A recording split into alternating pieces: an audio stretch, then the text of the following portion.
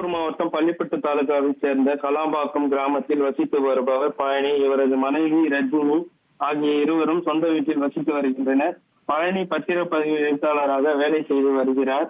இந்த நிலையில் நேற்று பழனி மனைவி ஆந்திரா மாநிலத்தில் திருப்பதியில் உள்ள திருமணத்திற்கு சென்றுள்ளனர். பின்னர் பழனி தனது மகள் சாய் நந்தினி வீட்டிற்கு ஆந்திரா மாநிலத்தில் புத்தூருக்கு சென்றுள்ளனர். பழனி வீட்டில் யாரும் இல்லாததை தெரிந்து கொண்ட மர்ம நபர்கள் அவர் வீட்டின் முன்பக்கம் பூட்டை உடைத்து வீட்டிற்கு புகுந்து பீரோவில் இருந்த 100 சவரன் நகை, 2 கிலோ வெள்ளி பொருட்கள், பட்டு புடவைகள், 2 லட்சம் ரூபாய் பணம் ஆகியவற்றை கொள்ளையடித்து சென்றனர்.